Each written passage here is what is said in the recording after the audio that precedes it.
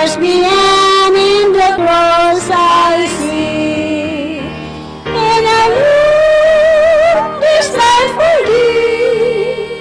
In a look at Calvary, there's a true salvation free by a look at Calvary. Rest to the Savior, rest my eyes, sweet as the smile that fell on me. Of course the clouds of temptations rise, I look at the cross till my strength shall be. And I look this life will live, in a look at Calvary, blessed Lord, salvation free, by a look at Calvary. I look to the cross every day and I trusting the promise God has given. I never forget the dangerous path. Who trust and obey in the strength of God. And I look this life will be. And I look at Calvary, blessed Lord, salvation free, by a look at Calvary. Good.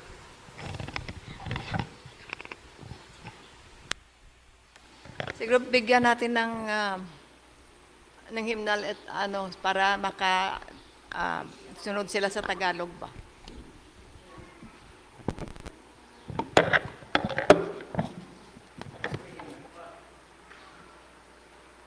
Para makaano sila sa Tagalog. Happy Sabbath. Happy Sabbath. Bye.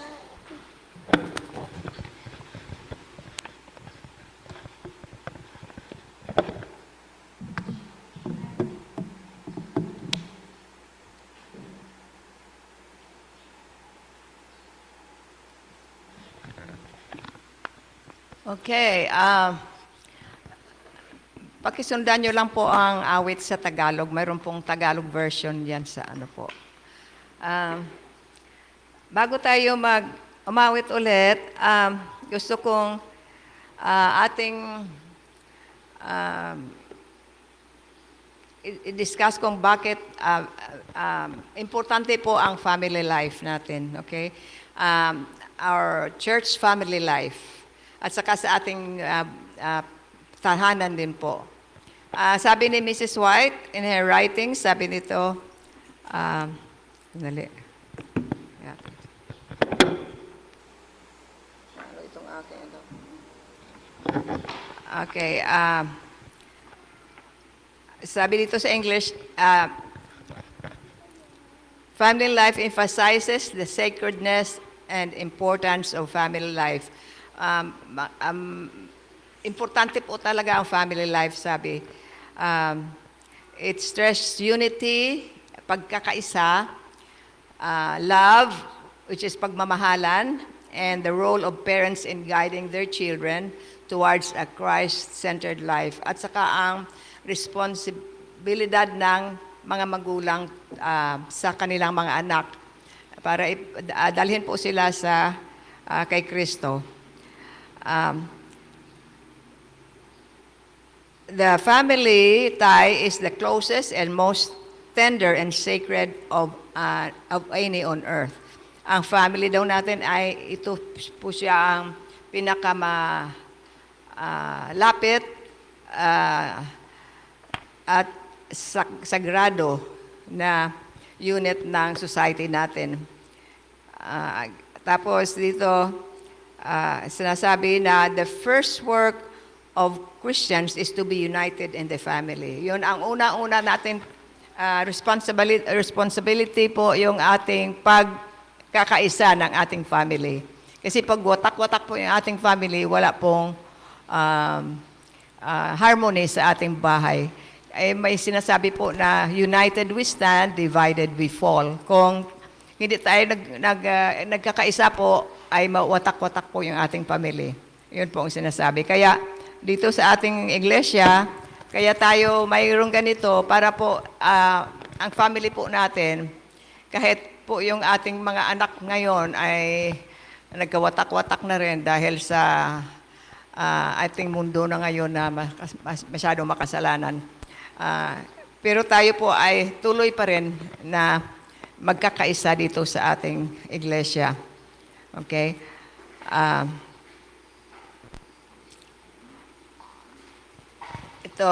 Mrs. White encouraged families to engage in regular family worship. Yun, importante po talaga ating family worship sa umaga at sa gabi. At saka mag-awitan po tayo kasi pag kasama po natin ang ating family ay tayo ay nagsasabi na the family that prays together stays together. Yun po. At saka dito, she believed that daily prayer and consecration to God would help families overcome temptations and live lives that pleased God. Okay? Ang atin din family worship to ay kasama na po yun ang ating prayer, Bible reading, and singing. Kaya ito ang ginagawa natin ngayon. Magkakaisa po tayo sa pag-awitan, dahil po yun ang napakaganda po sa ating buhay as a family. Okay? Especially as family in Christ. Okay? Ang sunod po nating aawitin ay Lord in the Morning. Meron ba dyan? Page 17 po. 17. Pahina 17.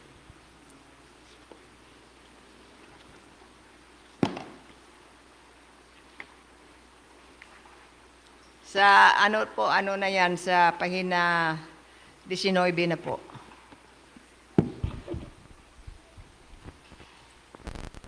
Sa Tagalog.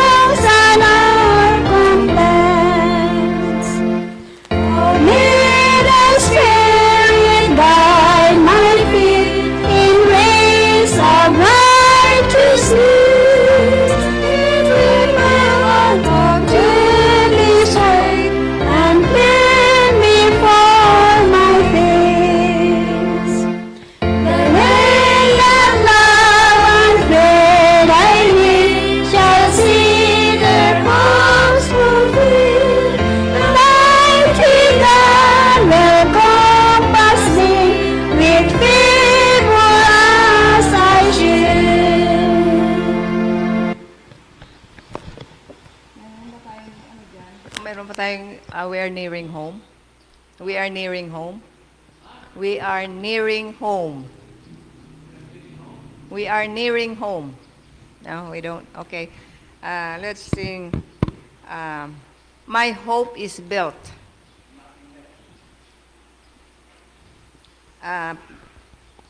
Page 149 po. 149.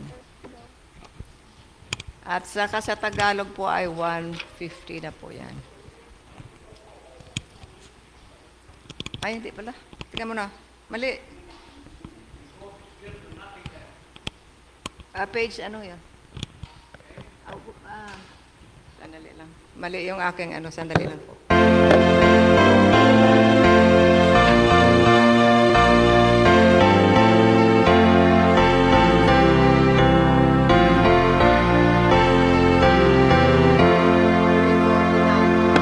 $349 po. Nothing less than Jesus' blood and righteousness. Then the trustness with the spring, but only on Jesus' name. Oh, precious holy protestant, all other ground is sinking sand. All other ground is sinking sand. When I resist to bear His face, I rest on His unchanging grace.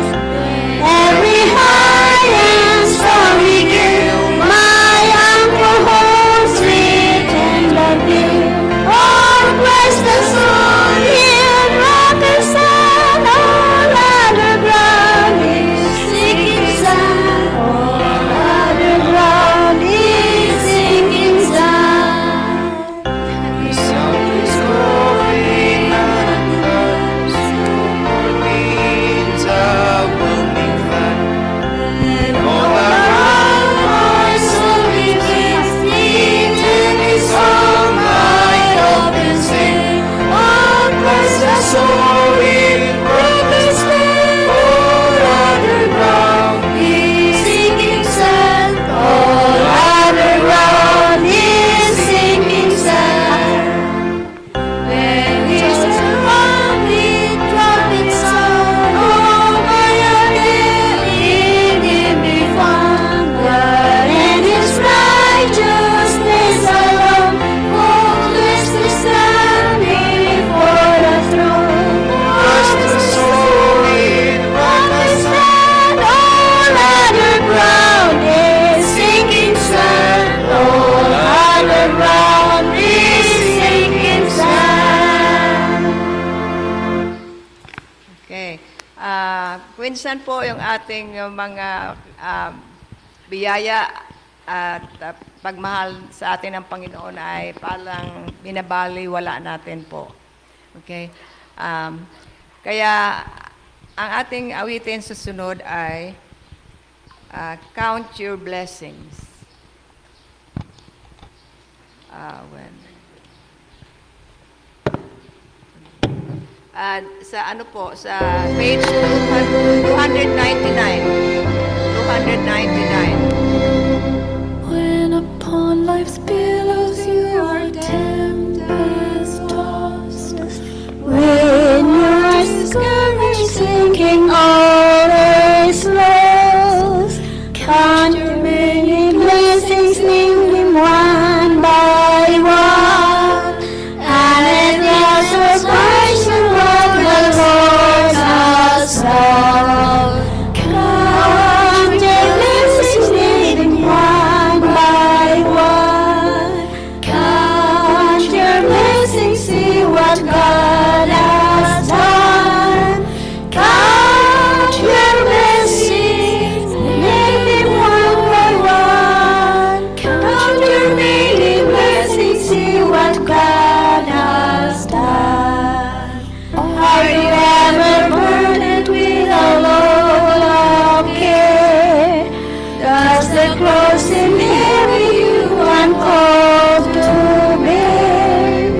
Count your many blessings, every doubt will fly, and you will keep singing as the days go by. Count your blessings, name them one by one. Count your blessings, see what God has done. Count your blessings, name them one by one.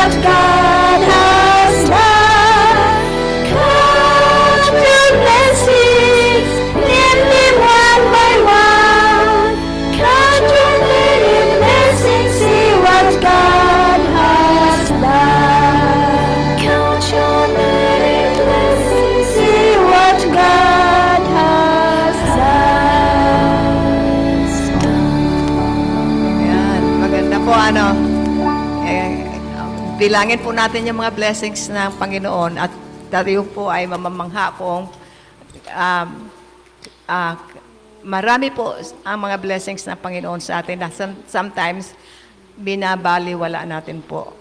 Kaya kailangan po tayo umpisa na po na bilang ng ating mga blessings galing sa Panginoon.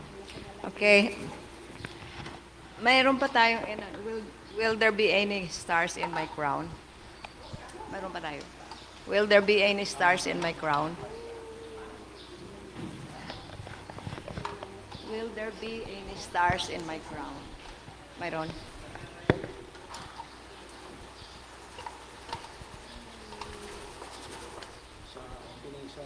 Meron? 390, wala? Okay.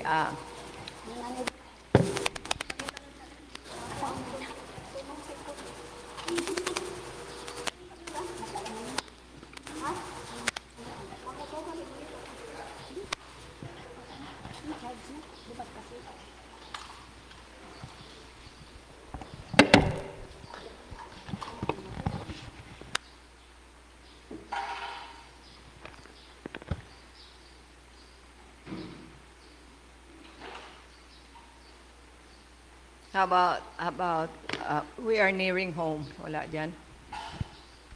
We are nearing home? Wala. We are nearing home. Ha? Wala rin. Okay. He leadeth me.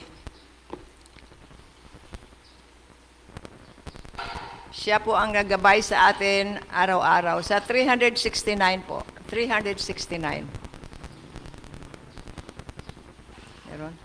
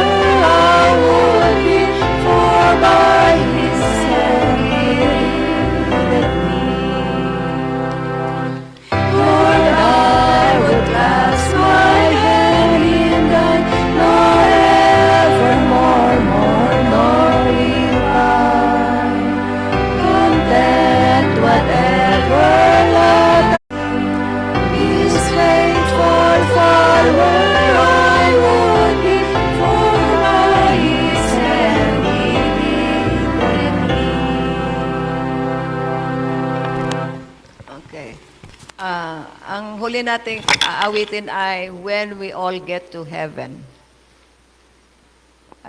Page 441 po. 442 na po yan sa Tagalog. Page 441.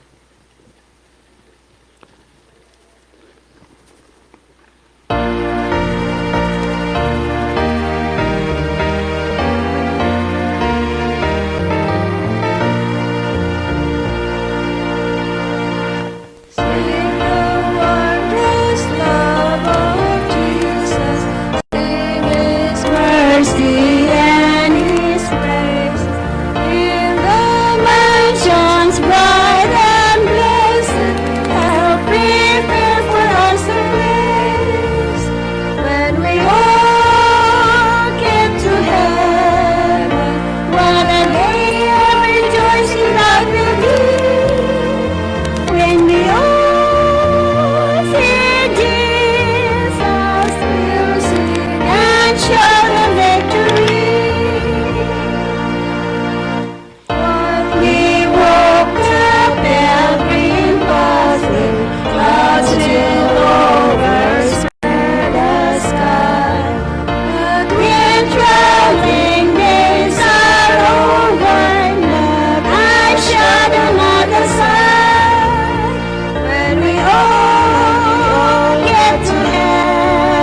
Everybody sing. When the day of rejoicing that will be.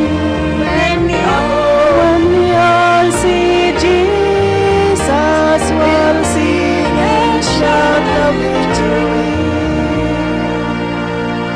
Let us learn be true and faithful, resting, serving every day. Just one glimpse of Him in glory, where the toils of life decay. And we all get together, what a day of rejoicing that will be. When we all see Jesus, we'll sing and shout victory. Onward to the prize King for us, all His beauty will behold. Now pearly gates will open, bring children the sense of God. When we all sit to heaven, what a day of rejoicing that will be. When we all see Jesus, we'll sing and shout the victory. Ang ganda po ng message itong awit na ito po. Pag nakarating na po tayo sa langit, tayo po lahat ay mag-aawitan at tayo po ay magpuri po sa Panginoon. Pupurihin po natin ang Panginoon at tayo po ay sama-sama na magpuri po sa ating Panginoon na nagligtas po sa atin sa kasalanan. Dadako na po tayo sa ating Sabbath School. Salamat po sa lahat na nag-participate ngayon.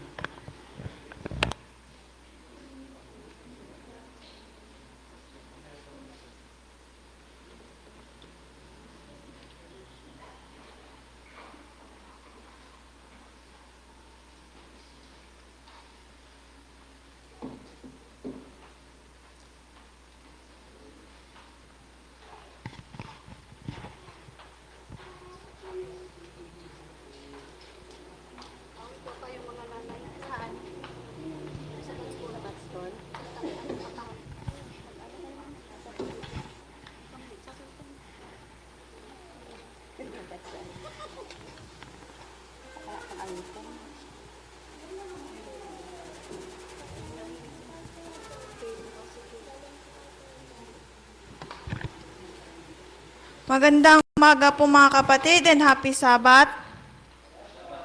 Tayo po ay magsisimula na para po sa ating pag-aawitan. Para po sa ating unang awitin, awitin po natin ang Love Lifted Me.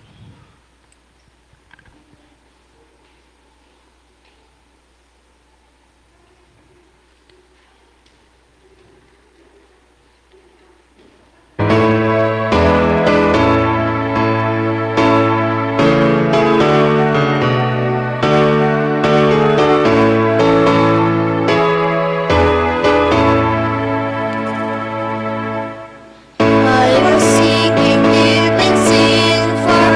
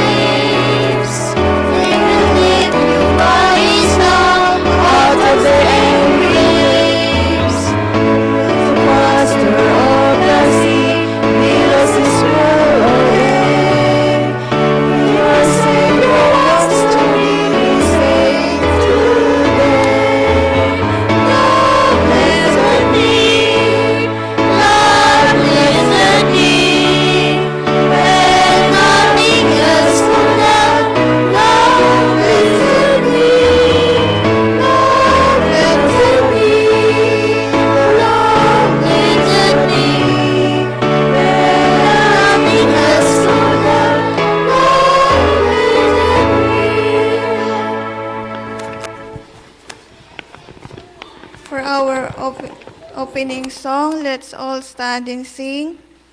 Chief of Sinners. Chief of Sinners.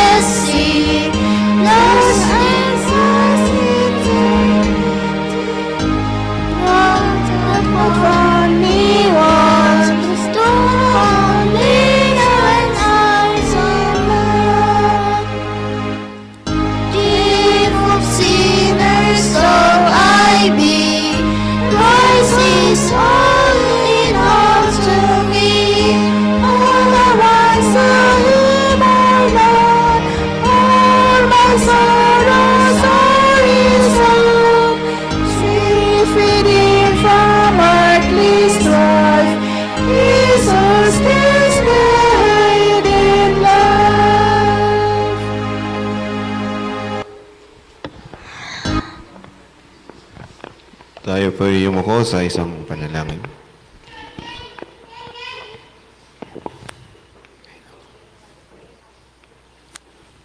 O naming banal na makapangyarihan sa lahat ang tahanan sa manalangit.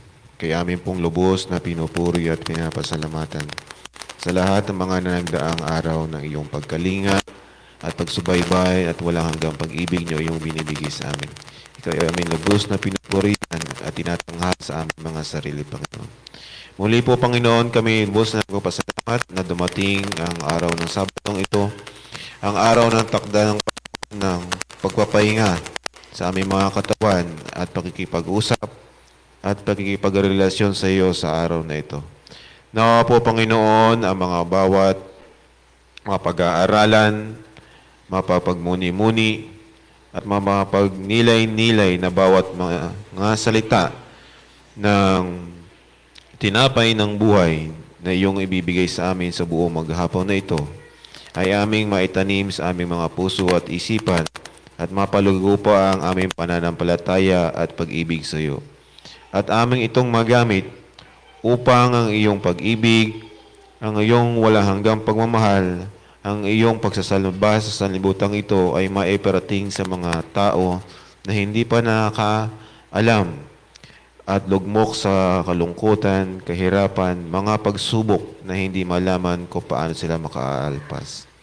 Na po, Panginoon, gamitin niyo po ang bawat isa sa amin na ako makapaglingkod ng lubos sa iyong pangalan at makita nila na sa aming mga sarili na ang Panginoong Jesucristo ay nanatili sa aming buhay hanggang sa mga susunod pa. Na muli po, Panginoon, patubayan niyo po ang aming pag-aaral at patawad po sa aming mga pagkukulang at pagkakasala. Ito ang dalangin sa pangalan ni Jesus na tagapagligtas. Amen.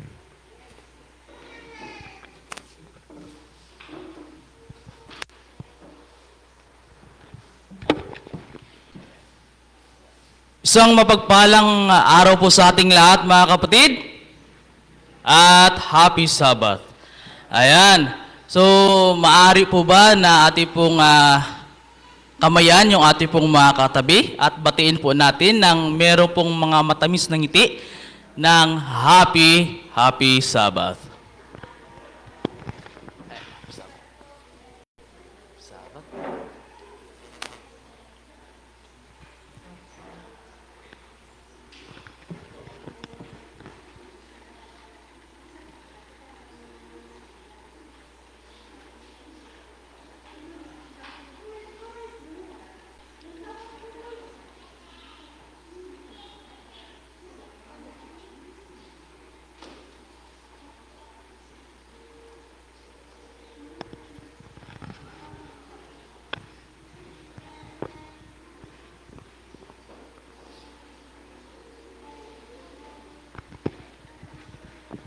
Ayan. Dapat po tayong masaya sa ating pong pagpupuri sa ating pong Panginoon dahil itong pagpupuri ay alay natin sa Kanya, di ba mga kapatid? So ang part ko po ngayong umaga ay magpapakilala ng may mga bahagi or mga participants. Ayan. So ang nanguna po sa ating pong tagapag-awitan or chorister ay pinangunahan po tayo ni Sister Kay Piloton. At sinundan po ito ng special song na may pinamagatang Chief of Sinners. Opening song, I mean. Opening song na pinamagatan ng Chief of Sinners. At sinundan naman ito ng bungad ng panalangin o opening prayer ni Brother Matusalem Piloton. At sinundan ito ng inyong presider, ng inyong pong lingkod, Brother J.R. Ranes. At susundan po ito ng secretary report na secretary report ay ibabahagi ni Alaysa Mascardo. At susundan po ito ng mga special song ng mga nanay. Ayan, sa mga nanay natin dyan. At susundan po ito din ng mission spotlight na ibabahagi sa atin ni Brother Alvin Mascardo. At susundan ito ng promotional talk ni Brother George Hamito. At yun na po yung pagkakasunod, yun na po yung lesson ng kasunod. At closing song ng ating pong chorister at closing prayer. So yun lang po ang ating pong pagkakasunod-sunod ng programa sa umagang ito. At sa muli, Happy Sabbath.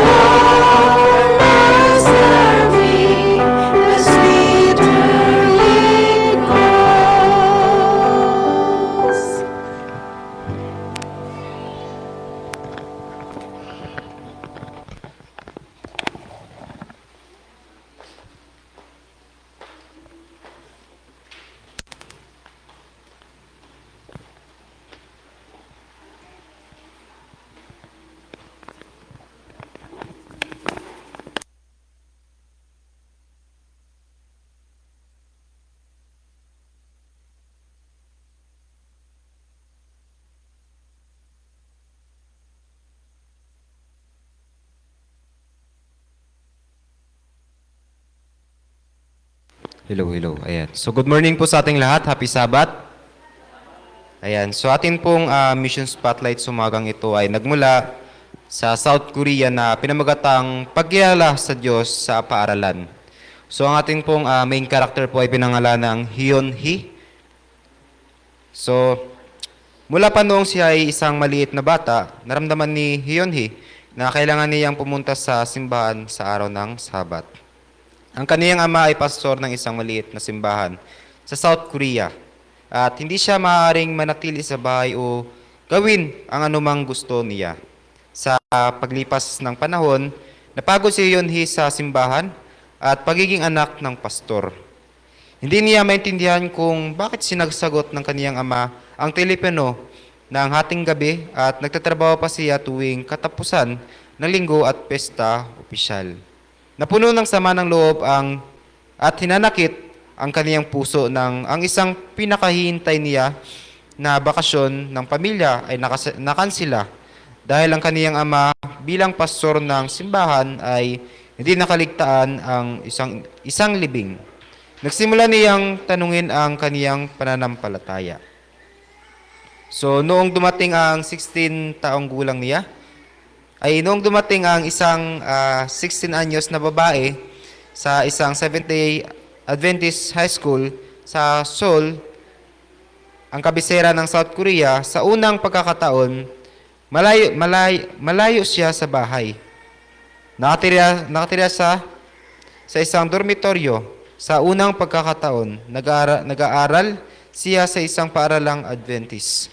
Walang Adventist sa paaralan sa bayan kung saan nakatira ang kaniyang mga magulang.